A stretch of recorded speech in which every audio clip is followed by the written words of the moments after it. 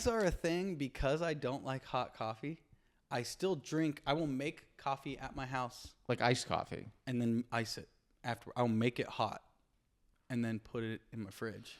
Do you make a pot? Yeah. Okay. I'll make a pot and I will pour it into my carafe and fridge it. In your carafe. I got a carafe. In your life, you sound very organized. My wife has just whipped me into. Okay. I'm a piece of garbage that has been molded. I've been molded to be an acceptable adult. I feel but barely. Yeah, being in a relationship, that's what that is. I've surrendered a lot. Like my wife is responsible for making me an adult man in many ways. Me too. Or not your wife. I'm sure she would. No, she would crack the whip. But she's also like got her proclivities that make her like a lunatic. I would love to. Are you willing to share? I mean, she's just very anal. Like one thing that she does all the time, like if I'm drinking a LaCroix. Let's say. Now, is that a common occurrence? Very common. Okay, so not Waterloo. We're a LaCroix team. I do the delivery service. This is how lazy I am. I get the LaCroix mix bag delivered, so I don't like committing to a whole pack of one flavor. Give me one. Okay. There's a service that gives you one. It gives you 30 LaCroix of one flavor apiece. So it's 30 different flavors of LaCroix. There's got to be like 5 in there you don't like. Oh, for sure. But you got to choke through your key limes. You got to choke through your hibiscus and your cherry blossoms. But here's the thing. For every one of those, you discover one where you're like, oh, apricot. Oh. Pretty good. It actually sounds good. It's great. I don't drink carbonated beverages. It's the, if I could never drink water again and only drink LaCroix, I would do it. Seriously? I love it. I want it to hurt a little. That's what I'm saying. The first gulp of LaCroix, I want it to hurt. It burns. Yeah. Okay, I want to get to the tea because yes. I know that everybody is waiting for us to drink this super hot tea. Okay. I feel like our pig pen lines have cooled down. Let me see. Hot? I could do it. No, I could do it. I blew a little bit. Are you good? Not roasting hot. No, yummy. Not roasting hot. Very yummy. For those steaming at home, this is Bird & Blend's Honeycomb cookie dough, which actually tastes like cookie dough. It's got a cookie dough essence. Yeah. It's got cookie dough tannins. It's got legs. For those steaming at home, it's a Rooibos tea. So steep it for as long as you want. I did it for about 6 minutes, and it's on a boiling temp. I love this. I never would have thought that I would like it. No, I also didn't think it. I thought just a honeycomb, you can't go wrong. You know, a little honeycomb, no problem. But really cookie dough, you're just like, what's in there though? Yeah. Even like cookie dough ice cream, you're like, oh, I love it. I like cookie dough ice cream, but it's like, whatever those little things are in there, that ain't cookie dough. Probably not. It's a little chalky sometimes. Sometimes it can be. What is it? I mean, I don't know, but I doubt that if you pop them little cookie doughs out of the cookie dough ice cream that you could actually make a cookie out of it. Probably not. I mean? I have a question for you because you and I both spent time in Chicago, and I've already admitted this on the pod, and I got a little crap for it last time, but I'm happy to admit it again. I never had a Portillo's cake shake. Have you had one? Okay. Is it as good as... No, it's good. It is good. Okay, because it sounds like you and I align a little bit on liking sweets here, and we both spent time there, so I'm curious. Sweets, I enjoy sweets. Okay. I enjoy, obviously, Chicago cuisines. Sure. I do think, my hot take. Uh-oh. Chicago, magnificent food city beyond the Chicago staples, too. Okay. Like, it has just anything you want. It's got a million amazing restaurants, Chicago does. There's a butt coming. There's a few regional things that they're known for and that they are willing to die on the hill of. Deep dish. We freaking get out of here. You got to get the deep dish. You're talking about Lou Malnati's. Give me Lou's. Giordano's pizza.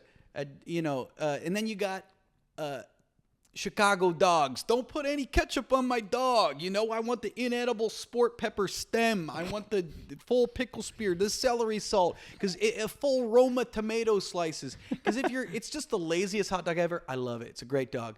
Sure. But the beef, I'm saying, when people are like, you gotta do the beef and dip it to where the bread it loses all integrity and it's just a goop.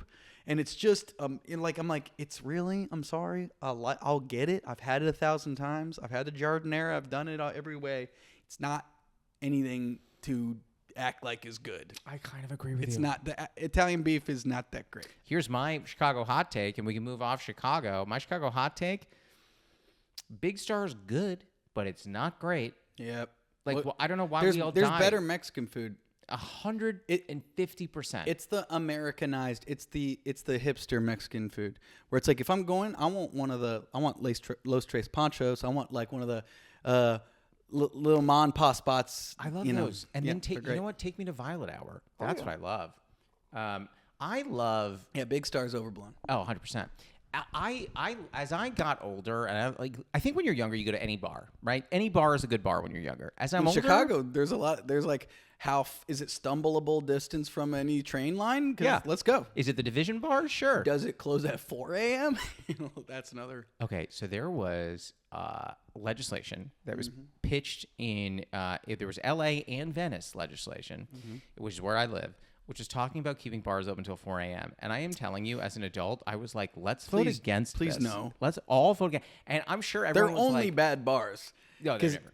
A lot of those. Sorry, I'm cutting you No, off. cut me off. I'm saying the 4 a.m. bars, even in Chicago, there's certain bars that are hang close up. at 2. There's certain bars that close at 4. And there's Yep. only so many 4 a.m.s out there, right? But the ones that close at 4, like even as a 23-year-old when I was in Chicago, I was like, do we really need to be here Oh, right hell now? no. And they're bad bars. Like you're only going to be there from 2 to 4. And like you're there for one reason and one reason only. to try to fuck. Yeah, Because you yeah. failed to fuck until 2. And then you have to wonder, for the people that failed who are going there, do you want to pick from the... Because here's the thing. You are now admitting that you're part of the failed batch, but you're picking from the failed batch also. You are the problem, and you are going to be around exclusively other problems. Yeah, exactly. Yes. I'm telling you, I lived, I think, 5 blocks from the hang-up, and I never once went to the hang-up. You just, in general, 4 a.m. bars, you just simply don't need to go there. If you didn't do whatever you needed to do by 2... You know what I mean? It's kind of a like nothing good happens after midnight kind of thing. I kind of buy Nothing good that. happens after 2. I kind of and don't feed the gremlins after midnight, and that's what you're doing by going to these 4 a.m. bars. And they are, again, the worst bars. There's a reason why no one is there before the other bars close. Oh yeah, You're only there because this is your only option left. The Owl, Estelle's in Wicker Park. I remember that. Estelle's is pretty cool though. I actually do like yeah, Estelle's. but I was so anytime I'm on the road, you can find out quickly what is the bar that like gets a little anyone that's open really late gets a little like a lot weird. I remember I was doing I was in Portland, and they were like, let's meet at this bar, and it was like 11:30, and I was like, sure. Are they going to be open? And they're like, oh yeah, it's open till 3, and I was like, okay. And I went, and it just had all the energy of like the place you don't want to be. Yep. You know what I mean? And I've noticed I end up in those bars a lot when comics in other cities want to hang out. Is always at that bar. Yeah, because that's the place where they're most at home, and you're like, okay, these are the saddest people in this city. I know. And this is where the saddest people hang out. Yeah, or the people that come after the shows who are always just like, you know, that was so good. We're all going for drinks. Yeah, why don't you come? I'll buy you a beer. It really all depends. Like for me, I'm a singing boy. A lovely singing boy, yes. You know what? I'll take what I can Sultry get. tones. But in general, if I'm going to go do a comedy club gig in any given city, I have to be aware that I got to be able to sing tomorrow. So especially if you're doing a multi-night, yeah. Exactly. So if I'm there Friday and Saturday, I generally, after the show Friday, I go home. I'll go to the hotel or the comedy cottage that they whatever's nearby. The condo. Yeah. Whatever's nearby, wherever you are. I'm not doing anything on Friday night, but usually Saturday, depending on how early my flight is out, I might tie one on. I might have a little fun. I gotta tell you, the older I get, the less likely I am to go out. Me too. I am very much like anytime. But they if I say that, am, it's going to be Saturday. Oh, sure. My thing is like, so I used to sing, and what I noticed is like, if you're singing, I had a situation where if we were on tour, oh God, so throat coat, not a real thing. Dangerous, very dangerous. You You don't lie want to to do yourself. it. You don't want to do it pre, because then you're just killing yourself. Mm-hmm. But no, what I would do is like I would have to adjust my voice when I was talking if we were on tour. Yep. So instead of talking here, which is how I normally talk, I would talk up here because this way it put less pressure on my vocal cords. And I was like, I don't want to do that for a whole fucking night. I'd rather just go back to my room and be silent. I've learned the hard way many times. I just know how dumb I am. And if I drink enough on like a Friday night, I know I will yell at a loud bar and destroy my voice and wake up and my voice is like this in the morning. I'm like, I got to sing tonight. Have you ever had to do that? Oh, I do. Every once in a while I still do it. Like, you've had to like get on stage and just you're barely hanging on. I in general, I'm usually able to rally enough to get through some songs, but there have been, I can count on one hand, sometimes when I've in my younger days, sure, made some poor decisions on a Friday night and just like blew the doors off my voice and so I like really had to growl through my song. And I used to write more vocally challenging you're things. Like, I'm not doing that anymore. I'm really not. I'm really like, I know now not to like, I don't need to be, Mariah Carey out there. People, I wonder about this with musical comedians. So you tell me, but like, I feel like they are there. If you are doing it percentage wise and someone's coming to see you, I would imagine it's 70% or even 80% for the actual jokes and 20% for the music. So it's like, the joke being funny is so much more important than whether or not you're showing a lot of crazy vocal range. Is that wrong? It's not wrong, but in terms of like people, like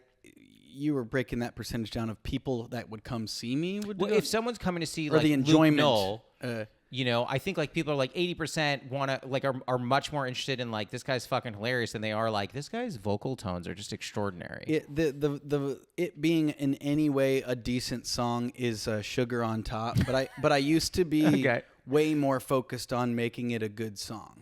I used to be like I would sacrifice the joke.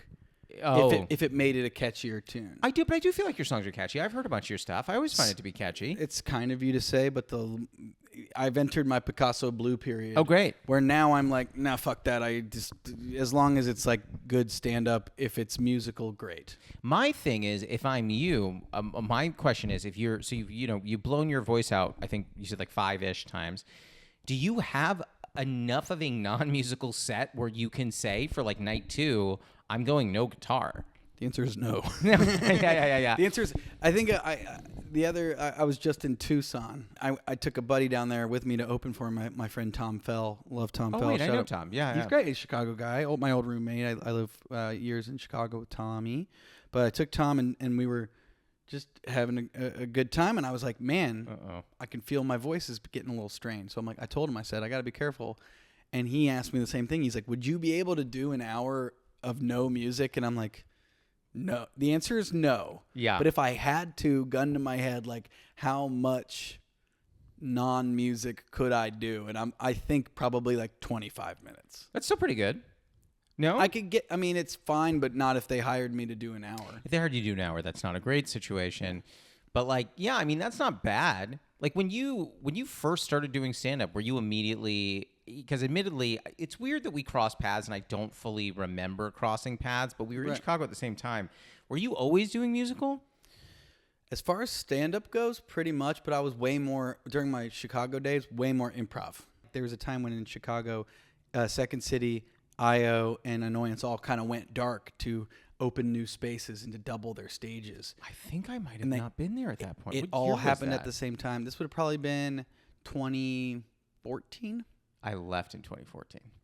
They all went dark at once, and CIC was still going, and so our show randomly got cool. Hey! And it was like, and we did something that no one else did, which is that we didn't close out our own show. We would go in the middle. So we would bring in a young, hungry team that would put some meat in the seats. Sure. And then we would book some all-star older teams that like people would want to see to close us out. And so we would go in the middle. Young team, headliner kind of thing. And it worked out. You were mainly doing that. Yeah. Okay. I didn't know that. Because I associate you so much with stand-up. I was doing stand-up in Chicago. I was doing the Shithole. That was my my spot. I remember it well. I love the Shithole. Those were my guys. But I was there. Those were my stand-up haunts. And I was, I did other stand-up, but it was a lot of like weird variety shows and people pouring gallons of milk on themselves and weird shit. I'll tell you the weirdest the weirdest sketch I ever did on a variety show. I wrote a sketch, and to this day, I don't understand why I love it so much, but there is a deep part of me that loves this sketch more than anything. And it was called A Touch of Pudding. And it was it was me and a girl came out named Jillian. It was me and Jillian came out. Jillian Mueller. I don't know if you know Jillian. Yeah. We both came out and we were both wearing yellow raincoats. And did you know Britt Belsheim?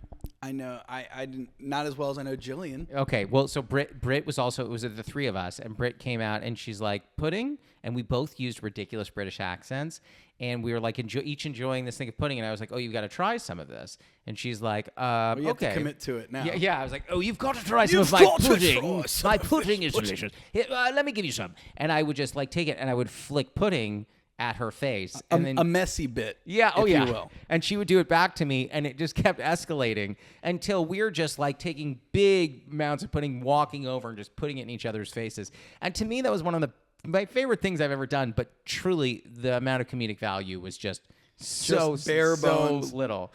It was just accents and pudding humor. You know what? Sometimes that's all you need. But no, I definitely had that moment. I think like that is a tough part about Chicago is like you get into the comparison game. Sure.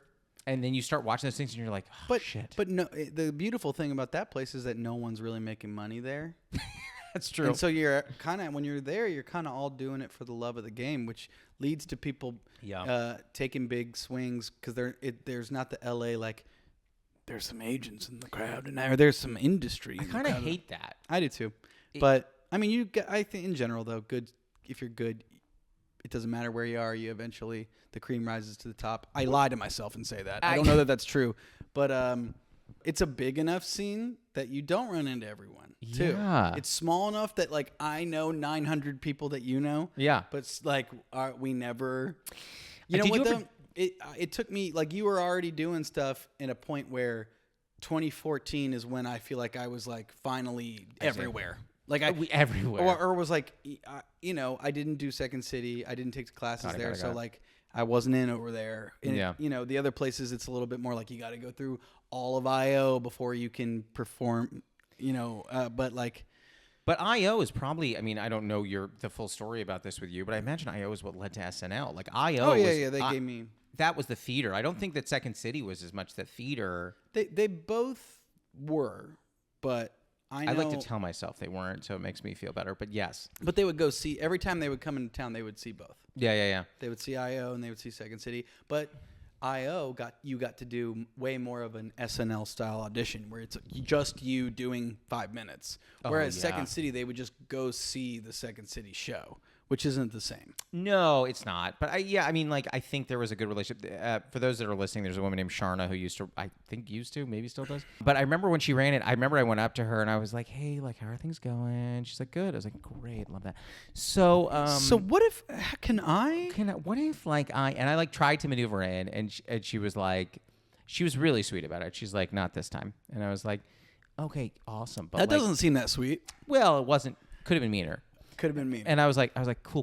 No, for sure. But like, what if it like were? What if this time I was though? What if it was like this time it just like we changed it and we did do it? What if we goofed around and I was in it? Let's get like silly. You know, Noah wants me to get on there. I would always say shit like that as a joke. Yeah. And she'd be like, I'll bet he does. I'm like, Noah G, man, he's blowing out my face. He goes, when are you auditioning? He loves his wine spritzer. I say stuff like that. I remember, and I just remember thinking in the back of my mind, I was like, this is the only thing that matters. Yeah, I mean, weirdly though, that's the thing in Chicago. Everyone wants to audition for SNL, and none of them watch it, including myself. I didn't watch it. I'll tell you right now, I watch it. I watch it all. I watch every week. You don't watch? I worked on the show. I can never watch it again. It's just too triggering. Okay, I respect that. Yeah. I respect that. And you never watched it before, so you've just never watched. Well, I watched like the Comedy Central reruns back in the day, but I wasn't like currently watching. They don't ask, I don't think. No. Can you imagine if that were part of it? Hey, so do you watch? And you go, yeah. And they go, well, what was the last sketch that you really liked? There's a big thing of like, there's guys who've worked there and written for 20 years that have like an encyclopedic knowledge of like what's been done. And they kind of go like, I'll like float an idea or something. And some of the writers that have been there a long time will be like, yeah, someone did that like 4 years ago. And I'm like, okay. You know what I mean? Like, but it's like not even necessarily something that went. Like what didn't even, maybe it just only went to dress or something. But it's more embarrassing when it is like a sketch that someone did 7 years ago, and they're like, well, you might want to go look at this. Like, there are guys there that just know, like, you're going to be pitching something that we've kind of have already done. I would just try and befriend one of them and be like, okay, so here's the 6 things I was thinking about writing this week. Are any of these done already? You pretty much are doing that. Jesus. You're like being, or you'll like be working, and they don't know you that kindness either. They don't need you to know that you're fucking up. I feel like when it comes to comedy, my relationship, my work, I often don't know when I'm fucking up. And I think I learn quickly in the worst ways. You know? Definitely in my relationship. I think in general, shame is a great teacher. Sometimes it's like, it takes like, there's a handful of times that have been like burned into my memory where I like did or said something cringe that was like, maybe not cancelable now, but like if I were to tell you the exact thing, it's basically like I said something that was like, a friend of mine was like, not cool. Yeah, I remember. And just that, me, like a friend who I respect doing a, whoa, not cool, or like, that was very cringe, like hurt me so bad enough in the moment that it taught me, I'm like, oh shit, like I can't say that anymore. I remember when you used a hard R. Right when I opened up the pod by saying the hard R 11 times back to back. Yeah, I thought it was weird. And I was like, I never thought Luke would say the N word. For those listening, we cut it all. We cut it, but if I had done it 13 times, it would have been fine. No, we would have funny again. We would have left the 13th one. That's where the humor is. That's where it gets good. But we didn't do that.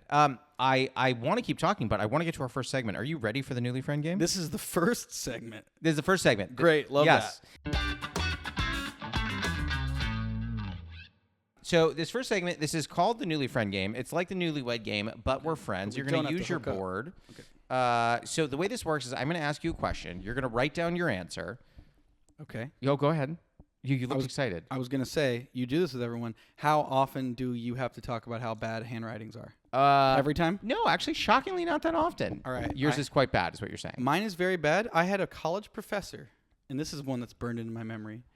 I turned in a paper, and afterwards he said to me, you have the messiest, legible handwriting that I've ever read. And I said, if it's legible, pal, you didn't need to chime in on it, did you? If you can read it, it's kind of being like, you're the hottest, ugly idiot I've ever seen. I'm like, if I'm hot, just say hot. You know what I mean? Like, if you can read it, I don't need your editorializing. I wonder what it looks... I mean, well, I guess I'm about to see, but I would wonder what it would look like. It's messy but legible. You can read it, but it's not... It's bad. It's not great. You know what I'm trying to get, which is the purpose of written language, is to convey a message. And if you can read it, then we don't need you chiming in. I respect that. Professor, associate professor. What was his name? I know, you call him out right now. I honestly don't even remember. I never liked That's how much I learned in your class, punk. Yeah. Listen, you dumb bee. All right. Here's my question for you. Okay. Now, this is a bit of a cheat because I learned this about you. We were on a show together. I don't know what it was, a month or two ago, and I learned this about you. Okay. That you spend a certain amount of time every year in New Orleans. I do. A month a year. Which, by the way, I need to just go at some point for a food perspective, and I'm going to message you about it. So you let us know. We have a spreadsheet. So here's what I'm going to ask you. And don't say your answer. Write it down. What is the food that everybody needs to eat when they go to New Orleans? This is going to disappoint you. Flip. You said hot dogs. I said po' boys. Here's the thing. Okay. Did you know I was going to write po' boy? I figured you would go a po' boy, a jambalaya, a gumbo, a beignet. Okay. Those are the classic New Orleans things. Sure. But if you're on Frenchman Street, or if you're on Magazine Street and you've been drinking and you're looking for a good old-fashioned, easy, cheap, good place, Dat Dog. Dat Dog, they make some awesome, a million different kinds, but it's a great place. The duck special, the right way, with the frickin' blackberry sauce and the grilled onions on there. Did you say blackberry sauce? Yeah, dog. It's a duck sausage that they put little bitty bacon bits and a little chipotle sauce on there, and a little blackberry sauce, and a little and a caramelized onions on there. The shit is so good. It's the best hot dog I've ever had, and you gotta get it. It's the best. I think we need to clip this, send it to Dat Dog. Dat Dog, at me, bro. Yeah, this would be. I mean, they could use this. They don't need any more people co-signing Dat Dog. They know, but go get you a Pim's cup. I love the Pim's cup. Take it to go. That's another thing. Dat Dog, take it with you. Walk. It's walkable. You can bop. Other than it's a good vibe. Oh my God, I'm forgetting that main street. Other than the famous main street, can you just you can drink outside anywhere? Yeah, you can drink.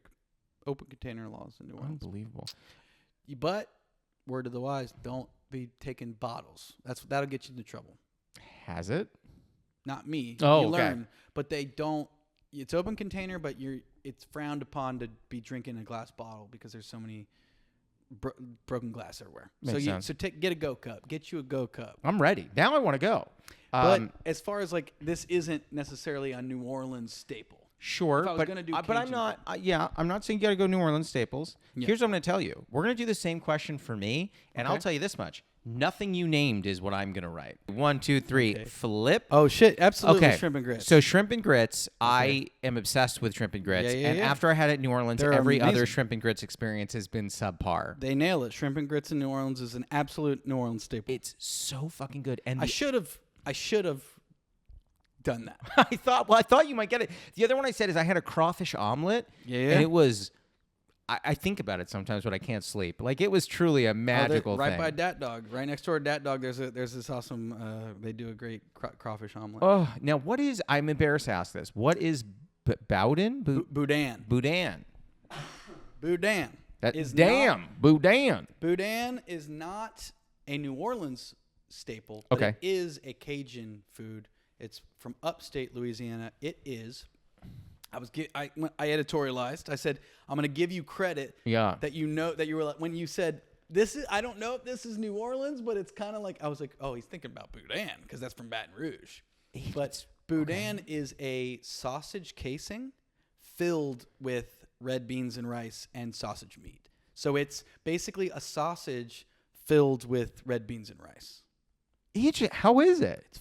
It is unbelievably delicious. I've never heard. Is it? Am I a lone ranger having not heard of Boudin? It's not. It's not a New Orleans thing, but it's kind of creeping its way in to New Orleans a little bit. More places are serving like Boudin balls. There's different ways to do it, but Boudin in the sausage casing.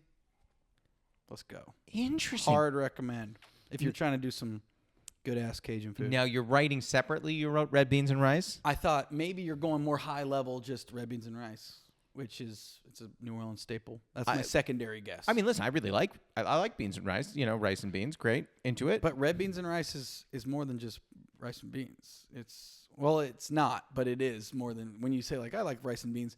I'm almost thinking like a Mexican side dish. Oh, I see. Like a refried beans and it's a lot more seasoning, for sure. Yeah, they let it. Yeah.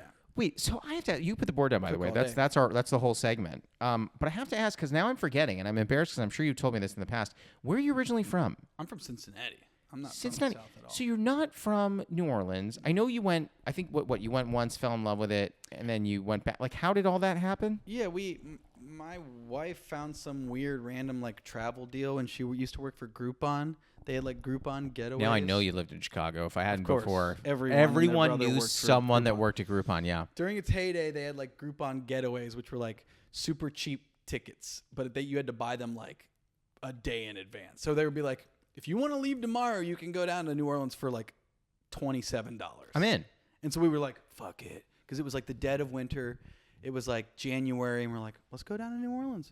We went down. We had the worst time ever. We just did everything wrong. We got too drunk the first night. We're puking all day the next day. You can't keep anything down. But we had enough fun when we were down there being like, man, doesn't that look like people doing a second line down the street and marching behind the brass band? We're like, that looks so fun.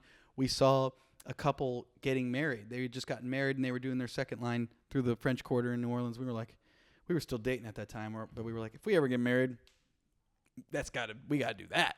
And we did. You did? Yeah. Wait, did you get married in? We got married down in New Orleans. No way. Schlepped all our crusty Ohio family down there, did the destination thing. We blew it out, spent all our money, rented out Marché down in the quarter overlooking Jackson Square, right there in the heart of it all, and had the Cafe Du Monde food truck park at the place we stayed in the Bywater around the bend. Do you ever intentionally like just line up comedy shows in New Orleans just so you have an excuse to go? I'm literally doing that in July. Are you really? Which is a mistake. Yeah, it's isn't like that the boiling hottest? Hot. It's gonna be fun though, but like me and my wife, we did like during the pandemic, we're like, we got to get out of here and just quarantine somewhere quarantined in else. New So we Orleans? did like a month there. Kind of started as like we wanted to do like an apartment swap kind of thing. Oh yeah. And then we just do the month of November there every year now. So we've done it 4 years in a row, and we do it every year. Would you ever retire there? I don't know if I could ever do year long there, just because those summers are like boil your blood inside of your body, And yet humidity. you're going in July. I know it's gonna be fun though, but we go in November, which is like I think the perfect time. Would you not to like make you think about your own retirement, but I'm guessing you would never retire to Ohio. Fuck no. Do I'm you never living in Ohio again? So Ohio is the kind of thing where you were like, as soon as I could get out, I got out. Correct. Okay. My family's from there. I still got love for Ohio, but like Yeah. routinely I have to like I'm tired of having to defend Ohio as like a place that you would want to spend time. You don't. I spend a lot of time there, and I love it because Okay. my family's there. My sports teams are there. Okay, so you align with the Ohio sports teams. You're a Oh, Cavs yeah. guy. Well, I'm a Cincinnati guy, so I'm a Bengals and Reds. Okay. FC But no basketball. Cincinnati. No basketball for us. Okay. All right. We don't got no team. Bulls? I've kind of globbed on to like my wife is from Akron, where LeBron is from. Well, so Cleveland. Well, we root for LeBron, so he's a Laker. Oh, I see. So we root for LeBron wherever he goes. Okay.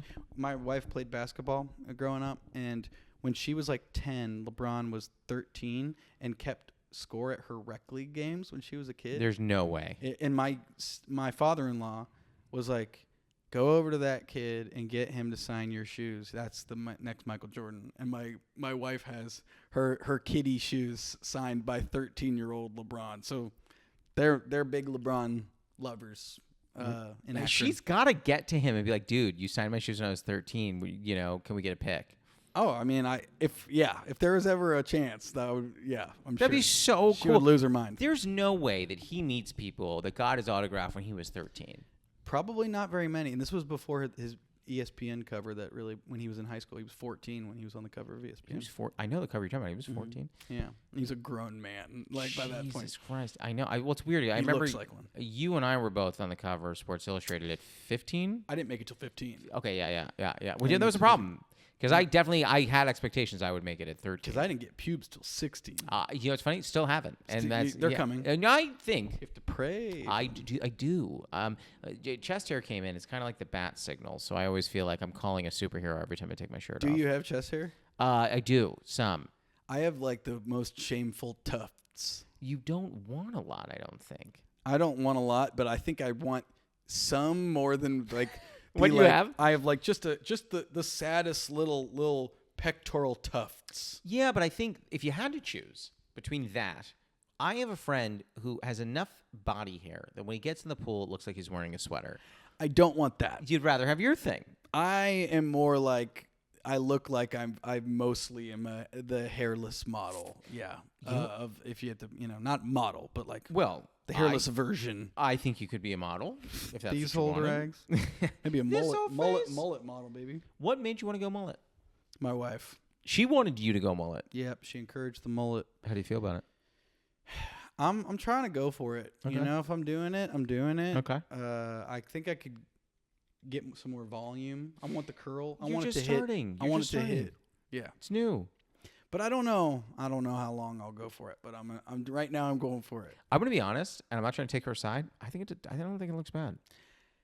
The mullets. This is the time and place. If you're gonna do it, the time is now. Because of the time of year, or just the way the world is. Just where we're at as a people, there's yeah. gonna be the mullet's on its way out already. You know what I mean? Like, and it's like if you're gonna do it, you gotta do it now. I think that in anticipation of a potential global crisis in November, I want to plan something that I can do. I don't think I would do a mullet. To blend in with the right. I'm just Yes. Yeah, I want to know how I can march with them as an equal. No, I want You're like, don't kill me. I have a mullet. They're like, all right, we don't know. Yeah. He might be cool. Yeah, I think that's true. There's elements of truth to that. I'm like, okay. But no, I want to do something like, because I think, in case the world... I don't think I'm giving. No. I'm like you said, I drove up and you went, you're really going for a Santa Monica look right now. So for anyone who's listening and not watching, this is very Santa Monica energy. I drove up like this with the windows down, and you said you look real Santa Monica right now. Even with the sunglasses, it's great. This is a great look all through. Going for it. Because you don't live on this side of town, do you? No, I'm a Los Feliz boy. Interesting. Not that I don't love it there, because I do. I always wonder when people say they live there. I'm like, why don't you want to come over here? It's nice over here. I feel like that. The opposite. Really? A little bit. In general, I don't. You don't like it over here? I don't like it as much. You don't want to be by the beach? No, I don't care about the beach. I like being close enough. Like I like being Los Feliz distance from the beach, where if I want to go to the beach, I'm making a conscious decision to beach. I see. But I see the appeal of being able to go for a little walk and bop down to the beach. But here's the thing, Venice Beach is absolutely disgusting. It is pretty vile. It's like, we do you want to go Santa to Monica. Exactly. Yeah. But I'm saying you're not far away from nice beaches, but like there's some unsavoriness that you get down at the beach. I think we moved here during the pandemic, and we were just like, okay, like this is gonna be great. And then even throughout over the course of the pandemic to now, it's like we made a choice, and that's fine. Venice is cool though. There's lots going on in Venice. A million good places to eat. There's more Venice comedy starting to come into the West Side. There was not a lot of comedy over here, so it was always like, I would think, all right, I'm gonna go schlep over to Lyric, right? To go do that. Yes. And that was like over an hour. Yes. Hard. Very hard. Yes. And that's why I like being over there. You're around more of the venues, I would say. But I perform a lot at West Side, so it's always a bit of a schlep. So you're dealing with the same issue. I mean, no matter what, you're gonna have to drive in LA. And usually if it's late enough, I don't really care. That's what's nice is like, yeah, you're like, book me on the 10. Yeah, where most of the time, even like depending on where it's at, like, if it's 8 o'clock, but I'm not going until the end, sometimes I'll show up at 8:30, and then it's like I'm cruising. There's no more traffic. I was talking to Lindsay Adams about this the other day, and I'm so curious about this. I'm going to ask you as well. Do you ever, and there's no judgment here because I want to be clear, I've done this. Have you ever said like, can I go up early? I got to run. No. And then you just go home. No, never. Really? They always put me at the end because I play guitar.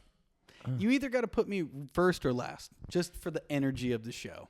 But in general, I really don't even ever come late. Like I usually come early and I have to stay the whole time, and then I close out and then I leave. So I'm almost. But that's a very LA thing. In LA, it's a competition to see who can go up first and leave. I don't try to go up first all the time. Lots of people do that. I know. Well, I don't know if you remember this. The show we were on, I'm not going to name this person, but the show that you and I were on, a month or so ago. We had a lever. We had a lever. Now, I don't know if you remember this. They messaged the group and said, I have to run. I have another spot. And then after they performed, they were like, oh, I'm just picking up my mom from the airport. And I was like, and I remember I said to this person. I think that's perfectly valid. I said to this person, why didn't you just say that? That's a better excuse than having another spot. A way better excuse. I'm way more sympathetic to that. It actually feels like a bigger lie, though. Oh, you think that they weren't telling the truth about that? Yeah. Oh.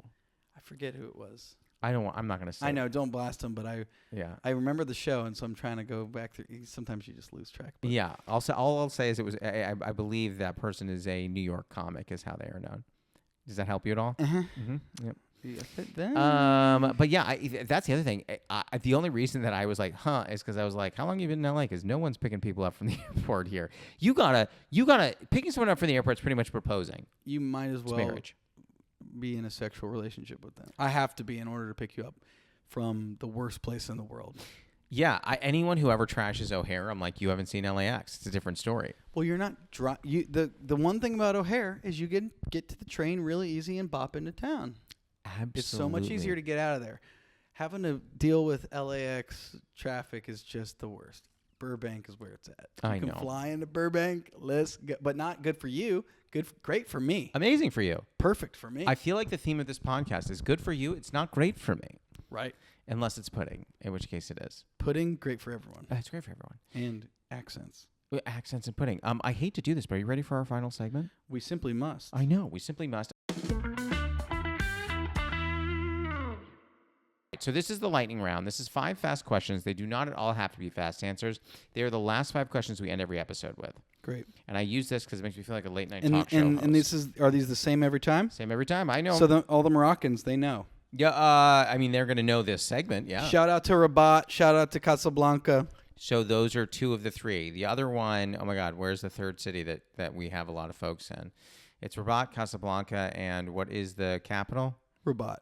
Damn it! What is the third biggest city there? Casablanca. What is the second biggest city? Oh my God. I'm trying to think. Oh my gosh, you're the geography whiz over here, the cartographer. Those are the 2 big ones. Those are the ones everybody knows. All right. I'm gonna think about. I'm gonna remember as soon as we end this pod. Of course. It's gonna be amazing. Question 1: what is a favorite ritual of yours? So, for example, I love brewing tea in the morning. A good ritual of mine is I'm not even like in love with coffee. Sure. But my ritual is to walk the half mile to my coffee shop, Brew, which is 1.5 mile from my house, and I walk my half mile back. But I always see my dude Brent. Brent to Brew. My barista, and I believe the owner of Brew, and I always talk baseball with him for approximately 2 minutes. We check in with some baseball talk, which I don't get anywhere else. So it's nice. You're not getting it here. No, it's a little bit of small talk with him. I go, how the Giants doing? Oh, they're doing all right. Oh, Reds just got swept. See you later, dude. And I walk back, and by that point, I have walked a mile, and I feel like I got my day going. Do you finish the coffee by the time you get home? Not always. Usually not. Usually I'm arriving home with some. Okay. But the ice is usually near melted. I was gonna say, well, it's a cold brew, right? Black cold brew. All right. Question 2: what is a running bit you have with a friend or partner that makes you laugh? Not to uncork a big, long story. I'm not going to tell the big long story. You can. We're not in a rush. I'm not. I'm going to give you the very short spark notes. One of my very best buddies growing up in Cincinnati that I credit with really getting me started in doing music and comedy. What's amazing? I would write a bunch of goofy songs with.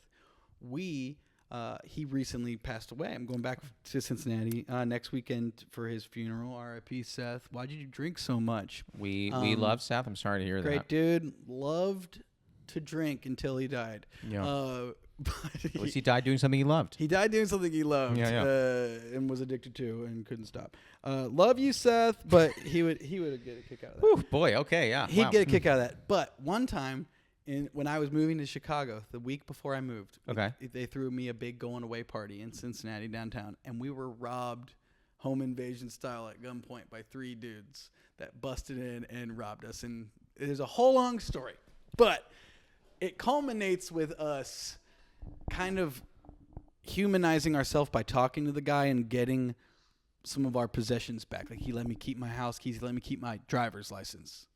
As they were leaving, the guys were like, don't fucking move. We're not done with you guys. Like, we're not done. We'll be back. If I saw that you moved, I'll have to fucking kill you, and we don't want to do that to you. So, and he says, remember, don't fuck with TH. And then he leaves, and we're like, what does that mean? Like, what is TH? I don't know. We sat there forever, and the running gag is he would always go, he's the way he broke the silence was he went, at least they didn't make us suck their dicks.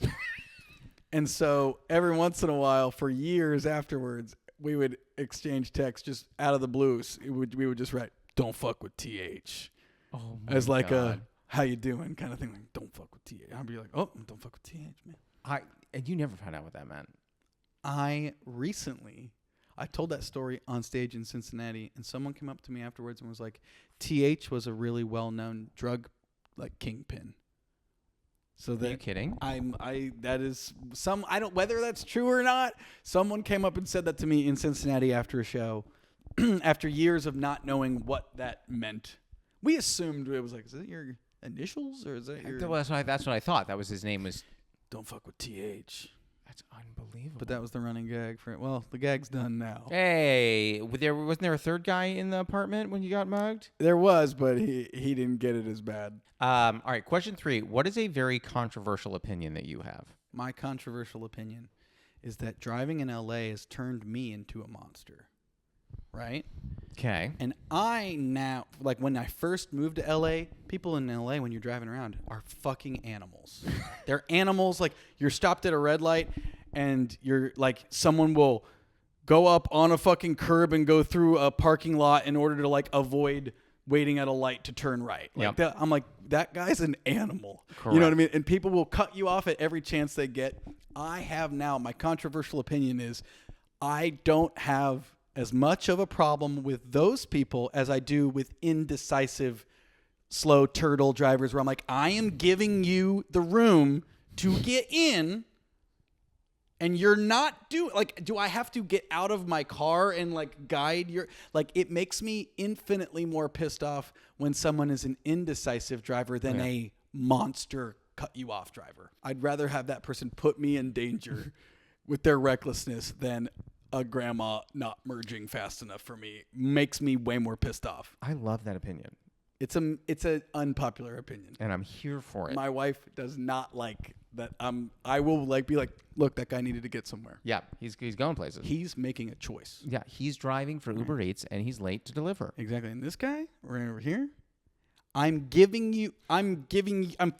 If I have to have time to flash with my brights, come. Oh yeah. I'm letting you in. Go. She gets really upset when I do you that. away. Oh, my blood boils. I hate it. She hates when I do the flicker, or if I do the little soft honk. They're like, "Hey, let's go." You should have two honks. There should be a fuck you honk, and there should be a hey, it's green. It's green now. Hey, not being a jerk. It's green now. You should know. I also want to have a little thing, like a little button that like I can have a little loudspeaker, because sometimes, like the other day, you want to, hey, can you go now? Not even that. The other day I sneezed and accidentally hit the horn, and I just wanted to like get on the loudspeaker. Yeah, I want to go, I am so sorry about that. I was sneezing. You're doing great, you know, but there was no way to do that. You should be able to have a polite, hey, sorry. Hey, my bad. Just me back here. That woman's on me. Yeah. Ooh. So sorry. All right. Question 4. Have you ever experienced imposter syndrome? And if so, is there one moment that sticks out for you? Yeah. I worked at SNL for a year and yes, the whole time you're just like, oh God, what have I gotten myself into? But I feel like they say everyone feels that the entire time they're there. It's true, but yeah, I in general, I think imposter syndrome is a good thing to feel, and rarely do I think I think it means that you care and that you're like, you shouldn't let it handcuff you to the radiator, but like, I think feeling like, oh my God, am I really? I think there's some humility that comes with that. That's a good thing. Yeah, it's funny. I had this sounds like a name drop. It's not at all. I interviewed a woman named Philippa Sue, who originated one of the roles in Hamilton, and she's won, I believe, several Tonys and a Grammy, something like that. And I asked her this question, and she goes, I'm still waiting for people to be like, how did you get these roles? Yeah, and I I'm feel like that too. Are you fucking? I was like what will it take for you to feel validation? Yeah, I was like, is Leo feeling this? I think that it's probably like I said, I think it shows some humility, but it's like sometimes it's the people who they like, if they've embraced the fake it till you make it so much that they're like, you really believe that they don't ever feel imposter syndrome, where I'm like, you're a lunatic. Yeah, you're out of your mind, and you absolutely don't believe, you know, it's the people that need to feel it that don't feel it. I think that's how it always is. That's how it always is. Final question for you, and I feel like I'm going to ask you, typically I say, what's your favorite tea or comfort, but you're a tea drinker, I think. You've drank your favorite of tea. What is your favorite tea? Or have you not? I'm not. Really? But as a singer, I feel like you must drink tea. Whenever I was sick growing up, my grandma would always come over, and she would always give me sassafras tea. What is sassafras tea? Oh, it's just like an old people tea. Sassafras, it's got kind of like, it's got almost like, this isn't even right, but in my brain, it reminds me of the same kind of adjacent flavor to like a root beer. It has a bit of a like, I don't even know. It's not sweet. Licorice-y kind of? Nah. It's weird, but it's like an old person tea. But my grandma would always say, oh, you're feeling sick? You got to have some sassafras tea. Here's some sassafras tea. Interesting. So sassafras tea growing up would be what my grandma would always give me, which I'm sure like dries you out. Like, I'm sure it's like, it's probably something terrible. This is how white trash I grew up. My mom, when I was sick, like I was home from school with a fever, she would give me Sprite. She would be like, here's as much. Did it work? No, that's just sugar. I mean, but maybe that's what. Here's the thing. When I had bronchitis and pneumonia, Right. the only thing I could keep down, this is going to sound really weird, was pineapple and strawberry kiwi Gatorade, which was all just sugary shit, but it made me feel better. If whatever lie you needed to tell yourself that like this is helping me, it's like that's the same with like Sprite and sassafras tea for me. I'm like, oh, sassafras tea has healing properties. Have you had it as an adult ever? I don't know that I have. I think probably the last time I had it, I was probably a teenager. Okay, well, for everyone listening at home, I'll give you Luke's home address, and they can all just ship you sassafras tea.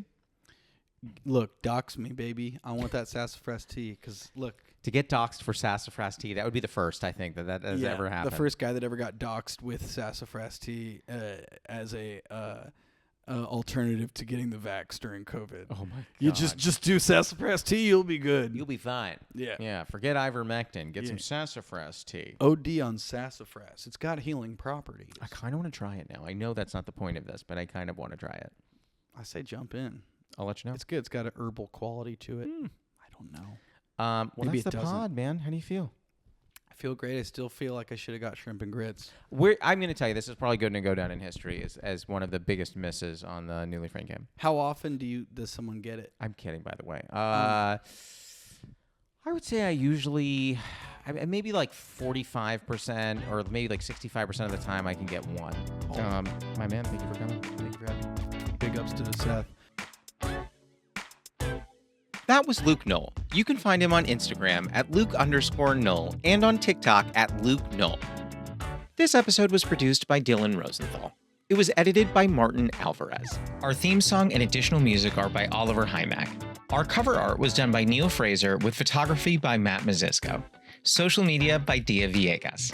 Please write a review and rate our podcast on Apple Podcasts and wherever else you can. You can send any questions, comments, Newly Friend game suggestions, or tea suggestions to steepcombos@gmail.com or tweet us at steepconvos. I'm Josh Lanzet, and you can follow me on Instagram, TikTok, Twitter, YouTube, and Facebook at Josh Lanzet. We'll be back next week, so until then, happy steeping.